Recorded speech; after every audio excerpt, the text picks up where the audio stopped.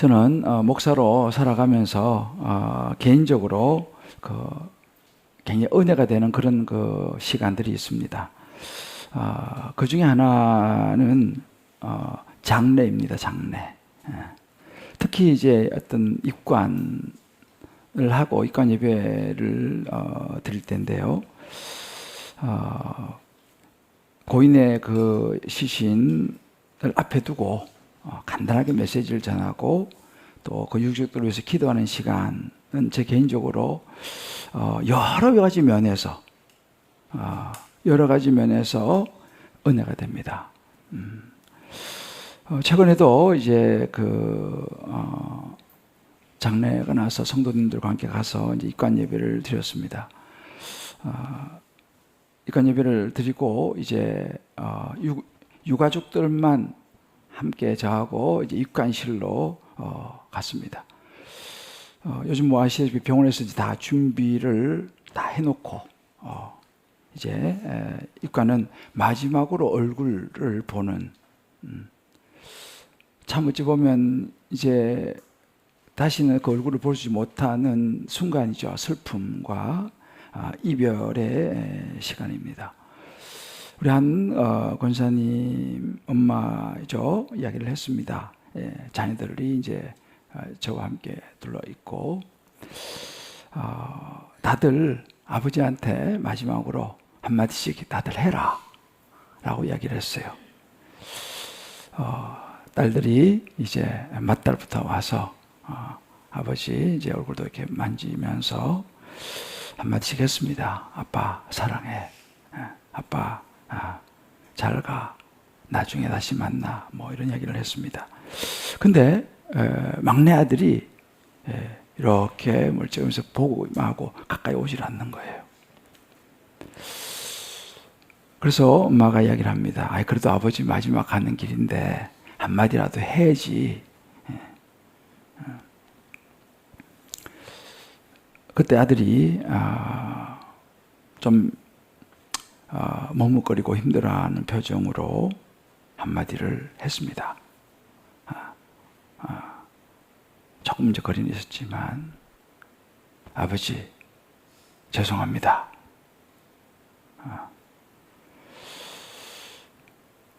한마디 했어요.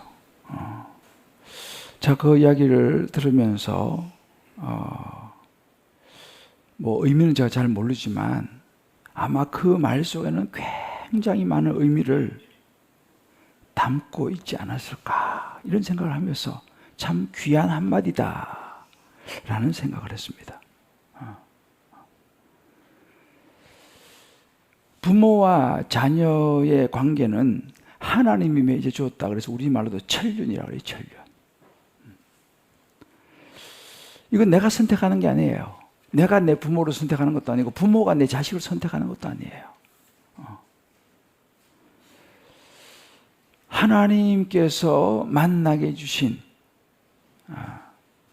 하나님의 집은 창조의 질서죠. 아담과 하와를 만나서 그 사이에서 이제 가인과 아벨을 놓는 것처럼 하나님의 창조 질서의 가장 기초자 인간관계의 시작이고 거기서부터 모든 세상의 질서가 시작이 됩니다. 근데 요즘은 이제 이런 그 관계가 갈수록 좀 약해지는 분위기예요.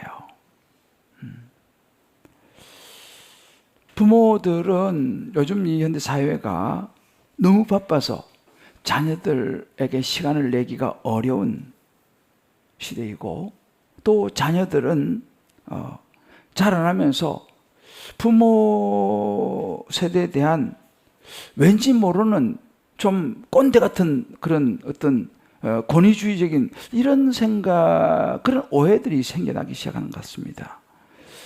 자라면서 이제 부모의 어떤 그 경험과 지혜를 듣기보다는 온라인 정보, 또 주변에 비슷한 또래 집단, 또래 친구들의 의견이 더 크게 영향을 미치는 거예요. 우리 자녀들에게 말이죠. 그러다 보니까 이제 부모 그러면 아우 답답해, 말이 안 통해. 뭔가 좀 시대에 뒤떨어진 사람으로 생각하는 경향이 있습니다. 거기다가 때로 부모의 돌봄이라든지 충분한 양육을 또 그런 사랑을 받지 못했다고 생각하는 자녀들은 상처가 있어요. 이런저런 일을 겪으면서 부모와 자녀 사이에 이 애정과 이 갈등 관계가 형성이 되기도 하고, 그러면서 이제 냉담해지는 그런 관계가 형성되기도 합니다. 특히 이제 가족의 그 관계의 변화죠. 요즘은 시대가요, 이제 가족도 많은 변화가 옛날하고는 달라요. 이혼 가정, 뭐 재혼 가정, 또 다문화 가족, 뭐 형태가 다양하기 때문에 이런 것도 역시 마찬가지로 영향을 미칩니다. 이런 시대다 보니까 부모를 공경해라 이런 말을 들으면 좀 뭔가 불편해요. 좀 혼란스러워요. 그래도 나름 착한 자녀들은요, 힘들어도 내색하지 않고 화가 나도 마음의 그 분노를 좀 억누르는 편입니다. 또 때로 내가 부모님을 공격하지 못하는 것에 대한 죄책감, 이런 것에 빠지기도 해요. 그럼 이제 어떤 현상이 생기냐 하면 점차 이제 자녀는 부모하고의 접촉을 피하는 거예요.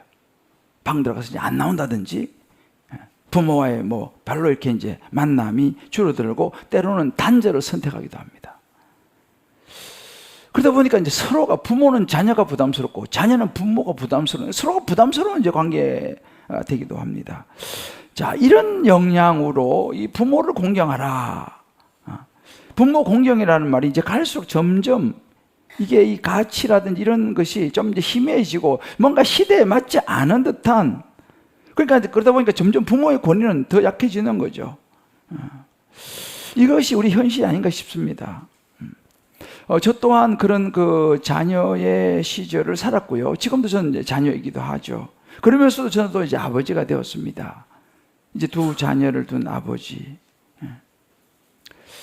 저는 이런 맥락에서 하나님께서 이스라엘 백성에게 주신, 우리에게 주신 십계명 5번째, 내 부모를 공경하라, 12절이죠. 그리하면 내 하나님 여호와가 내게 준 땅에서 내 생명이 길리라 그랬습니다. 이 5번째 이 계명은 우리 시대에 정말 다시 한번 생각하고 그 원칙을 세워야 될 중요한 주제라는 거예요.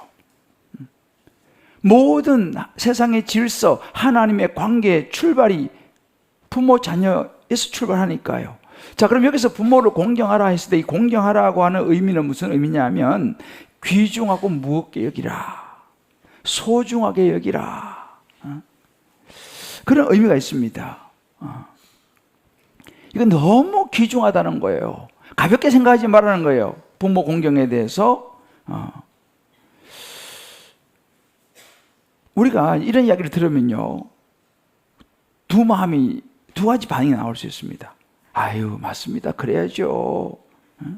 당연히 부모 공경해야죠. 라고 생각하는 사람이 있을 것이고, 반면에 아니, 목사님 왜 그래야 됩니까? 부모가 나한테 해준 게 1도 없는데 오히려 해준 것은커녕 내 가슴에 상처만 몽땅 남기고 지금도 내 인생 큰 짐을 지워준 그런 부모까지 제가 공경해야 합니까? 라는 생각이 올라오는 분도 있을 거예요. 여러분 어떤지 모르겠어요.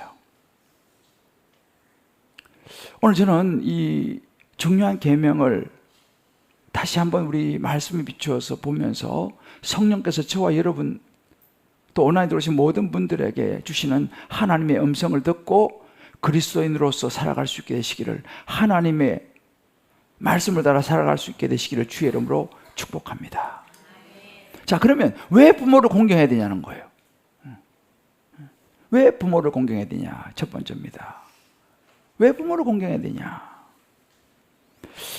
가정에서 부부 사이 또 부모 자녀 사이에 가장 중요한 것이 여러분 뭐라고 생각하십니까? 딱 생각하면 서열이죠, 서열. 서열. 위아래가 딱 구분이 됩니다. 요즘 뭐 집에서 가장 서열을 확실하게 구분하는 것이 강아지라 하더라고. 강아지는 딱 1번, 2번, 3번 딱 있대요. 그래서 1번이 있을 땐 절대로 2번을 거들떠 보지도 않다더라고. 1번이 없어지면 2번에게 간다더만. 강아지가 그렇대요. 이런 그 서열, 위아래. 또 이 가정에서 중요한 것이 어떤 친밀감이다. 신뢰다. 감정이다. 어떤 조건이다. 이런 이야기를 합니다. 그런데 여러분, 다 맞는 이야기죠. 근데 성경은 뭐라고 말하냐는 거죠. 바울은 에베소서 5장 6장에서 하나님께 세우신 가정에서의 그 역할을 중심으로 질서가 중요하다라고 이야기를 합니다. 여러분, 그래서 잘 아시는 에베소서 6장, 가정에 대한 설교를 많이 하죠. 6장에 보면 정확하게 나옵니다. 남편은 뭐 하는 사람이냐? 아내를 사랑하기를 그리스도께서 자기 목숨을 주시는 것 같이 아내를 그렇게 목숨처럼 사랑해라 라고 말합니다. 아내는 우리가 그리스도에게 순종하고 복종하는 것처럼 아내는 남편에게 그렇게 순종하고 복종해라. 자녀는 주 안에서 부모에게 순종해라. 부모는 주 안에서 자녀를 양육하라. 이제 이것이 에베소 6장에 나오는 가정에서의 각자의 역할과 질서가 중요한 부분을 딱 핵심적으로 에베소 6장 1절로부터 4절까지 쭉 이야기를 하고 있습니다. 핵심은 이것입니다. 내 중심, 내가 생각하는 내가 옳은 대로가 아니라 하나님이 정해놓으신 역할이 있다는 거예요. 하나님이 정해놓으신 각자의 역할이 중요하다. 그것을 지켜야 된다라고 성경이 분명하게 이야기해 주고 있습니다. 그 가운데서 자녀에게 주신 명령입니다. 선택이 아니에요. 십계명은 여러분 선택이 아닙니다. 십계명은 이건 반드시 지키라. 문술주에 메고 미간에 붙이고 손목에 메고 반드시 지키라 라고 하는 명령이에요. 이 명령, 자녀에게 주신 명령이 뭐냐? 부모를 공경하라 입니다. 이 공경의 말 속에는요, 순종의 의미가 포함되어 있어요. 이거는 여러분 부모 공경은 단순히 어떤 윤리, 도덕 차원이 아니고 하나님의 창조 질서를 지키는 거예요. 자, 옆에 분에게 우리 서로 한번 이야기해 주십시다. 부모 공경은 도덕이 아니라 하나님의 창조 질서입니다. 하나님의 창조 질서를 지키는 거예요. 도덕 윤리가 아닙니다. 그래서 여러분 성경에 보면요, 자녀들이 부모를 공경하는 것에 대한 축복이 나와 있어요. 그리고 반대로 부모를 공경치 않은 자들에 대한 저주가 사례가 많이 나와 있어요. 그 중에 대표적인 걸 제가 한두 가지 좀 이야기를 드릴게요. 순종하는 자녀의 대표적인 예는 이삭입니다. 여러분 잘 아시는 하나님께서 아브라함이 100세의 아들을 얻었습니다.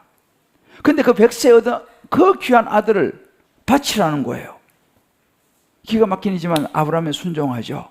사할 길을 가서 아들 이삭을 묶어서 제단 위에 올려놓습니다. 제단 위에 올려진 그 이삭을 이삭이 원래 러시아 요즘 블레루스라고 그러죠. 러시아 출신 유대인인데 프랑스 화가예요. 마르크 샤갈이라고 하는 이 화가가 이 그림을 잘 그렸어요. 이삭의 순종. 이게 지금 주인공이 아브라함이 아니고 이삭입니다. 보이시죠? 칼 들고 있는 아브라함 앞에 그저 자신의 모든 것을 다 맡긴 채 편안하게 누워있는 아들 이삭의 모습입니다. 유명한 그림이에요. 자, 근데 가만히 보세요. 지금 이렇게 아버지 앞에 아무런 것도 하지 않고 모든 걸 맡긴 채 누워있는 이 아들 몇 살이었을까요? 반항을 할 수 없는 소년이라고 생각하시면 안 됩니다, 여러분들. 전통적인 학자들의 견해에 의하면 대략 이때가 이삭의 나이가 20세 전으로 보는 거예요. 왜냐하면 나무를 짊어지고 올라간 사람이 이삭이었어요. 성경에 나옵니다. 그러니까 20세 전후는 이제 장정입니다. 힘이 왕성한 장정이에요. 그런데 그때 아브라함 나이가 몇 살이겠습니까? 100세에 낳았으니까 적어도 한 120살, 완전 할아버지예요. 힘이 없어요. 그러니 힘없는 할아버지, 아버지가 자기를 묶어갖고 제단에 올려놓는데 이삭이 사실은 마음만 먹으면 충분히 거부할 수 있었어요. 아버지 왜 이러시냐고, 내가 왜 아버지 때문에 내가 죽어야 됩니까? 라고 거부하고 반항할 수 있었어요. 그런데 이삭은 한마디도 하지 않습니다. 아버지 아브라함에게 순종하는 장면이 나와요. 창세기 22장 9절을 보게 되면 이제 그의 아들 이삭을 결박하여 제단 나무에 놓았다 그랬어요. 이것이 이삭의 아들의 순종이었습니다. 이 이삭의 순종은 아브라함 아버지를 믿음의 조상으로 만들었고요. 이삭 자신도 참으로 귀한 아들로서 하나님 앞에 세워졌습니다. 근데 그 그림을 가만히 보면, 그 그림 위에 쪽에 보면요, 그림 한번 떼어줘 볼래요? 그 그림 위쪽에 보면 여러분 잘 보면 십자가를 지고 가는 예수님 모습이 나와요. 저 위에 보면 위쪽에 있어요. 나중에 가서 인터넷 한번 찾아보세요. 나옵니다. 왜 이 샤갈이 그 십자가를 지고 골고다를 올라가는 예수님을 저기다 그려냈을까? 이건 중요한 의미가 있어요. 왜냐하면 예수님도 그렇게 순종하셨어요.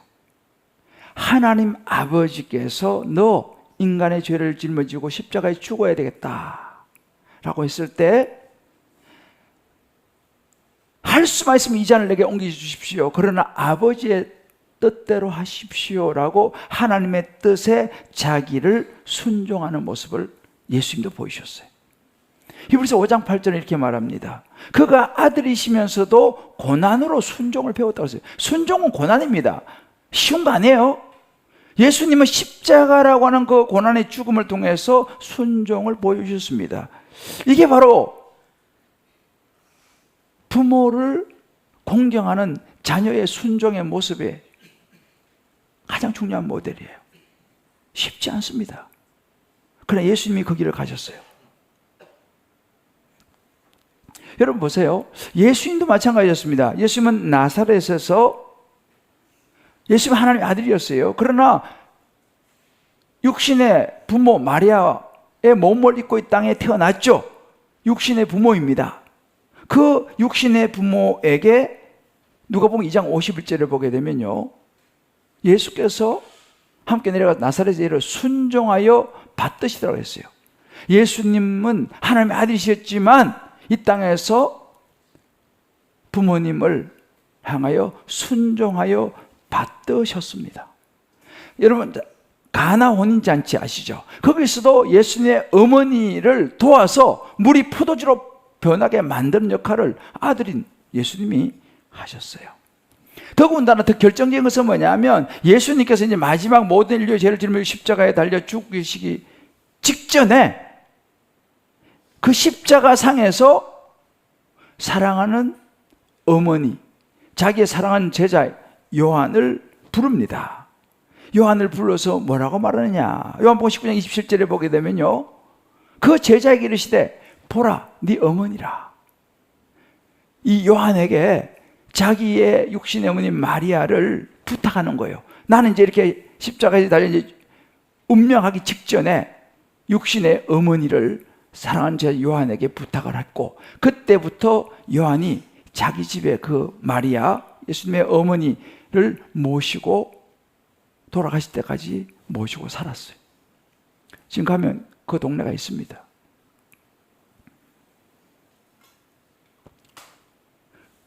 이 모든 것은 뭐냐면 하나님이 세우신 창조의 질서, 부모를 공경하라 라고 하는 말씀의 핵심이었습니다. 그래서 제가 이것을 이렇게 정리를 했어요. 간단히 정리를 했는데 뭐냐면, 부모 공경, 같이 한번 읽어보십시다. 시작. 부모 공경은 부모가 완전하기 때문이 아니라 연약함이 있을지라도 부모이기에 자녀로서 마땅히 순종해야 할 하나님의 뜻이다. 관로 읽고 김대조 목사 설날 안 썼어요. 제가 좀 정리를 해봤어요. 성경이 말하고 있는 것이 뭐냐? 부모 공경은 부모가 완전하기 때문이 아니에요. 연약함이 있을지라도 부모이기 때문에 자녀로서 마땅히 순종해야 할 하나님의 뜻인 거예요. 하나님 그렇게 하라고 했으니까. 할렐루야. 이게 바로 역할에 대한 순종입니다. 신앙의 사람들은 그렇게, 정말 믿음이 좋았던 사람들은요, 부모를 향해 그렇게 순종하는 삶을 살았어요. 성경을 보세요. 반면에 그러지 못한 사람들도 있었어요. 여러분이 잘 아시는 노아에게 세 아들이 있었습니다. 셈, 함, 야벳. 어느 날 노아 홍수가 끝나고 노아가 이제 추수하면서, 포농사를 추수하면서 포도주를 마시고 옷을 벗은 채 잠이 들어버렸어요. 그런데 그 모습을 누가 봤냐? 아들 함이 보게 된 거예요. 아버지가 술 취하셔가지고 옷 벗고 누워있는 부끄러운 모습을 함이 보았습니다. 어떻게 했습니까?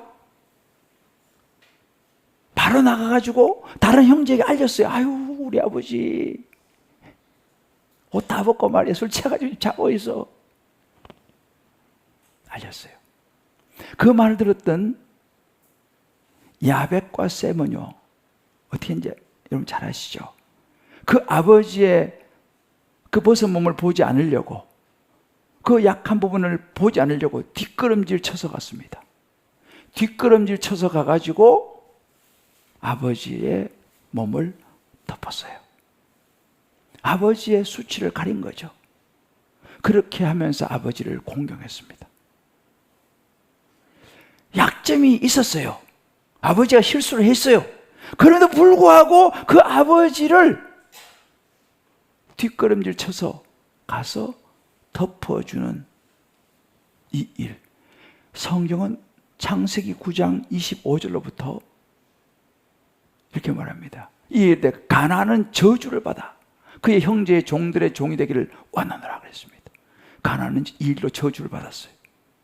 그 자손들이 다 저주를 받았어요. 그래서 이 가나안 족속이 흑인으로 이야기를 합니다.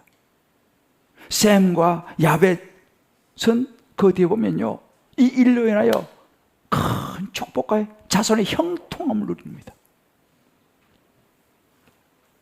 중요한 부분이에요.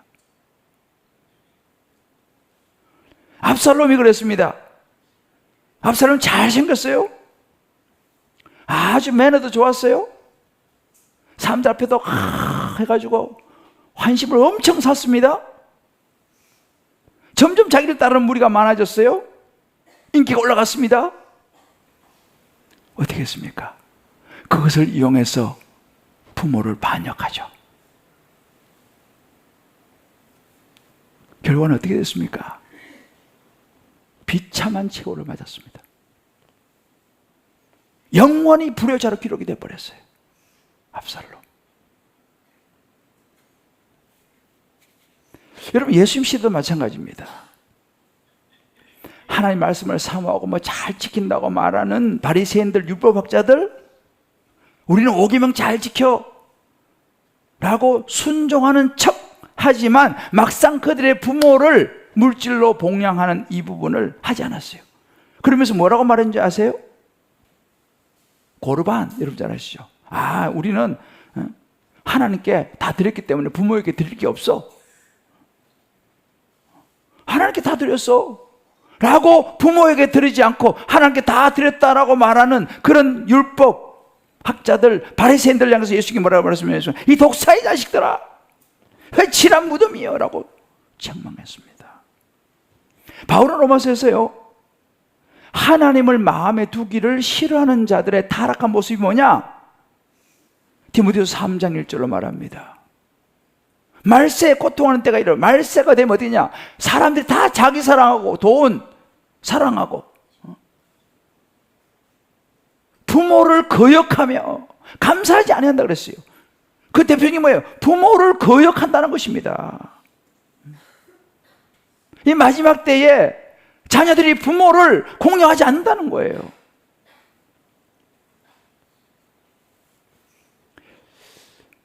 한번 오늘날 우리는 어떤가 한번 돌아볼 필요가 있습니다.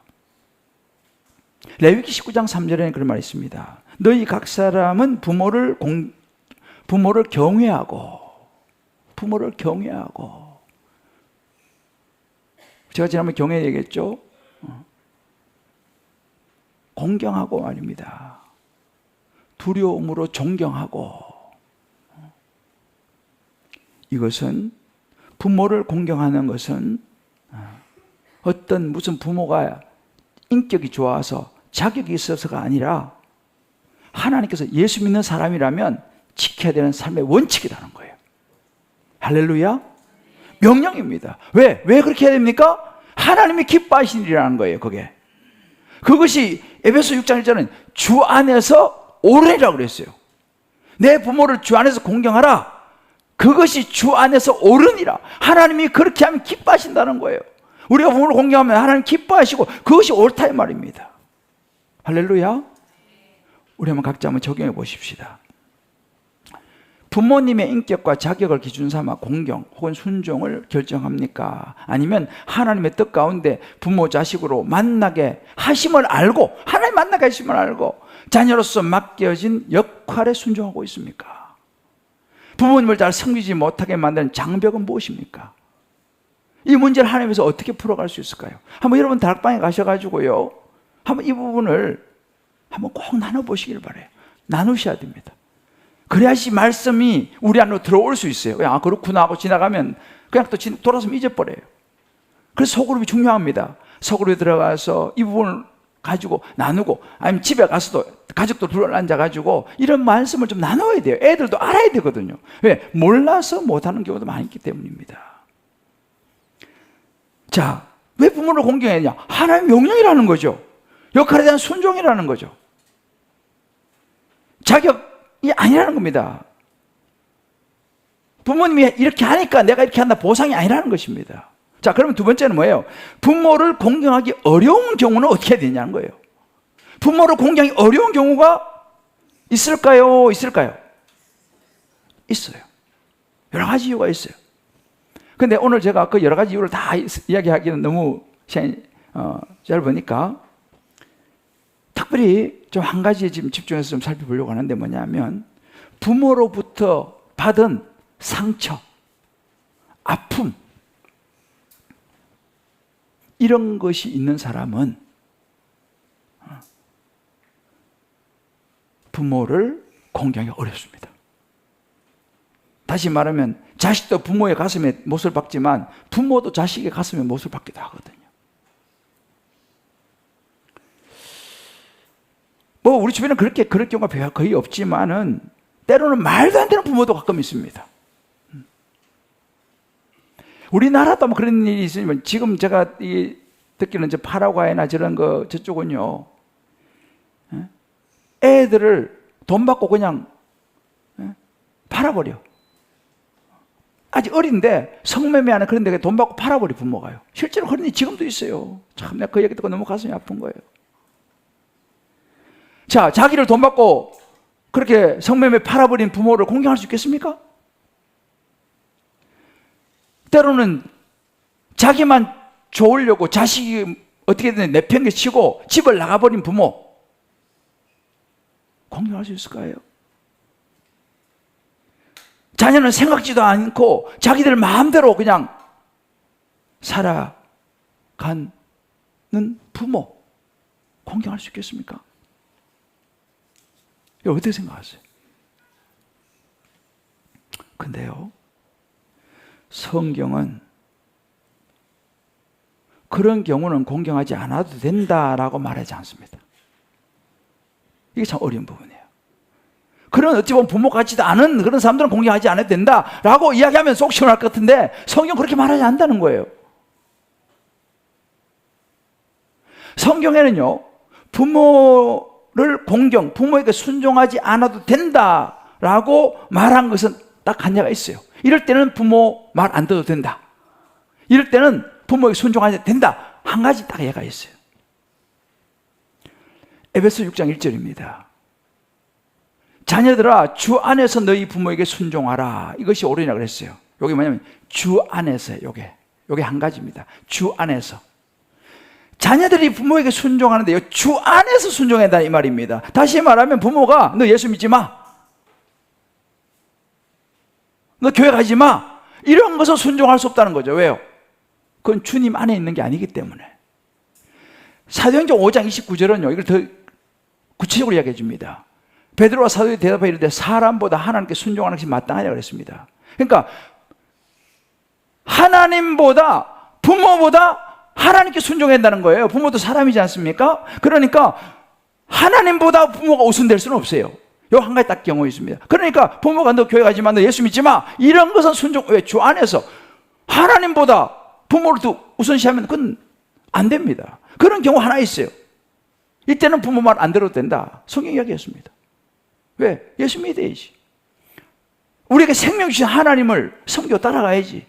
그거 부모 말 듣고 나 그럼 예수 안 믿으려, 그거는 성경적이 아닙니다. 그거는 그 한 가지 딱 얘기했어요. 그거는 순종하지 마라. 자, 그러면 그 나머지 말도 안 되는 부모를 어떻게 공경할 수 있냐 이 말이에요. 여러 종류의 부모들이 있는데 그런 부모에게 어떻게 그런 부모를 공경하는 가능하냐라는 것입니다. 성경은 가능하다고 이야기해요. 어떻게 가능합니까? 누가복음 23장 34절에 보면 예수님께서 십자가에 달려 죽으시면서 십자가에 하신 말씀입니다. 아버지, 저들을 사하여 주옵소서. 저들을 사하여 주옵소서. 자기들이 하는 것을 알지 못함입니다. 라고 자기를 십자가에 못 박아 죽이는, 침을 뱉고 하는 그들을 향하여서 예수님은 용서를 선포했어요. 저들이 몰라서 그렇습니다. 화해를 선포했습니다. 예수의 십자가는 우리에게 뭘 보여주느냐? 말도 안 되는 그런 부모를 어떻게 내가 공경할 수 있습니까? 그것이 내가 너에게 보여준, 십자가에서 보여준 용서와 화해이다 라는 거예요. 그렇다고 해서 부모가 잘못하고 정말 말도 안 되는 일을 했는 그것을 갖다가 마치 없었던 일로 그냥 그렇게, 그런 의미가 아니에요. 이거 잘 이해해야 됩니다. 부모가 나한테 못살짓을 할 수 있어요. 내 가슴에 대못을 박을 수가 있어요. 큰 상처를 입힐 수가 있어요, 부모가요. 그것을 그냥 없다 뭐 이렇게 하라는 의미가 아니에요. 저를 따라해 보십시다. 그럼에도 불구하고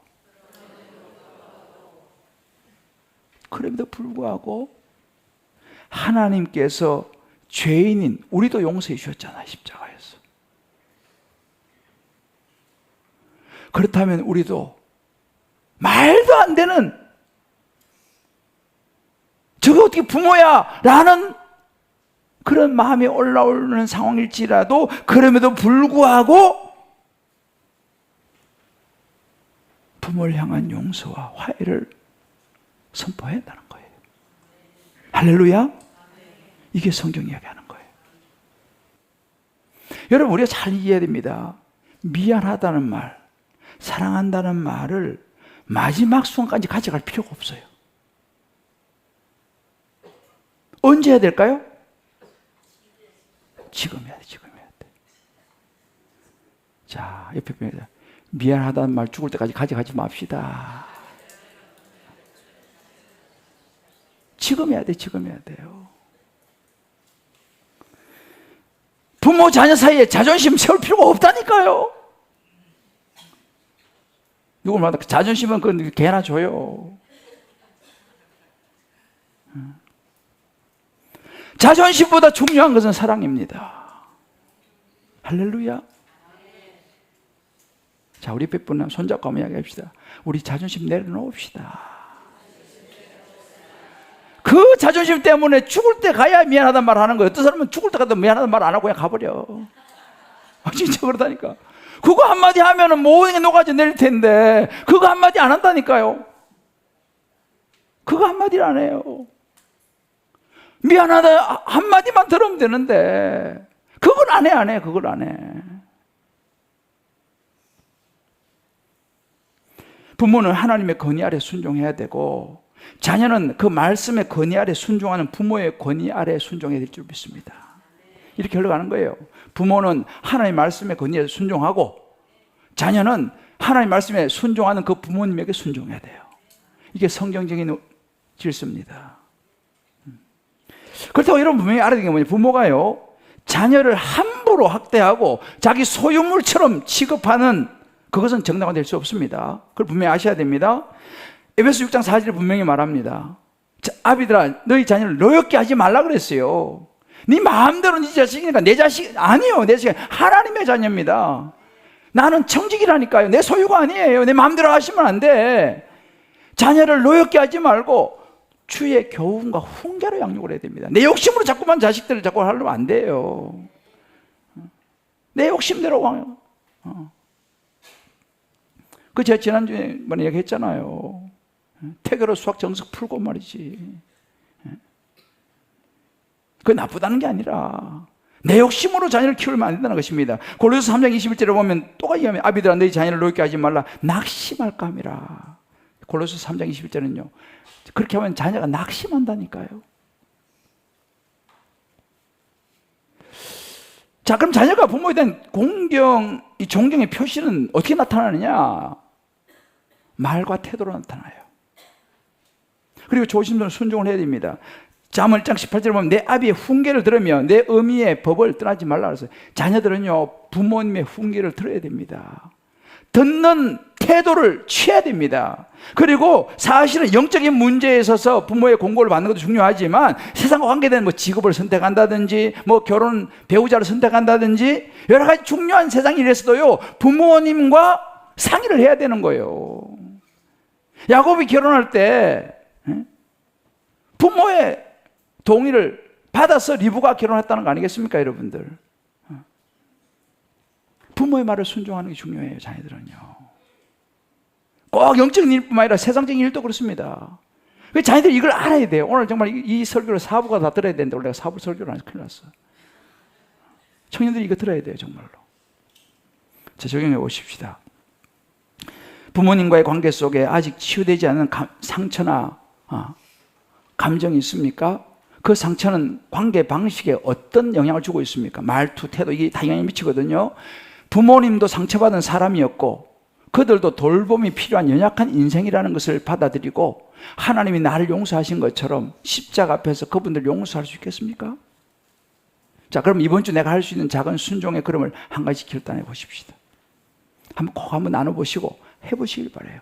사랑하는 성도 여러분, 제가 서두에서 언급한 그 입관 아버지 마지막 보는 얼굴 앞에서 했던 아들의 말, 저는 굉장히 그것이 내 마음에 깊이 남았어요. 정말 입이 떨어지기 힘든 그 순간에 한마디, 어찌 보면 무뚝뚝하게 던진 한마디, 아버지 죄송합니다. 저는 굉장한 용기라고 생각해요. 박수를 보내고 싶어요. 그러나 좀 아쉬운 게 있다면 아버지 생전에 그 말을 했으면 얼마나 더 좋을까. 아버지 생전에 했으면 더 좋을까. 여기 있는 저와 여러분은 아직 늦지 않았습니다. 우리 아직 살아있으니까.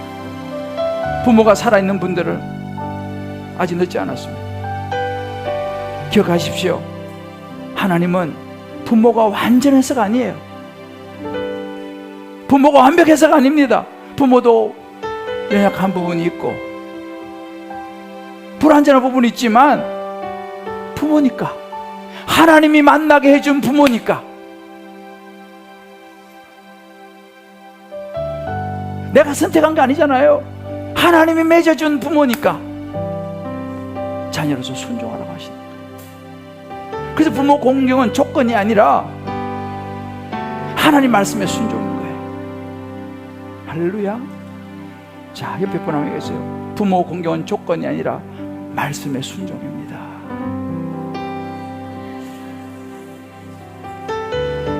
근데 이것이 우리 힘으로 안 될 때 많죠. 그래서 예수님의 십자가를 생각하는 거예요. 십자가는 그 상처를, 용서와 화해를 이루어낼 수 있는 힘이 십자가에 있습니다. 각자 결단해 보시면 좋겠어요. 제가 세 가지 이야기합니다. 이 세 가지 중에서 내가 아까 거기다 써놨습니다. 여러분 중에서 혹시 오랫동안 부모님하고 연락을 못한 분이 있으시면 오늘 예배 끝나고 나가셔서 전화 한 통 하세요. 잘 계시죠? 사랑합니다. 안 좋은 말 나오지 빨리 끊어.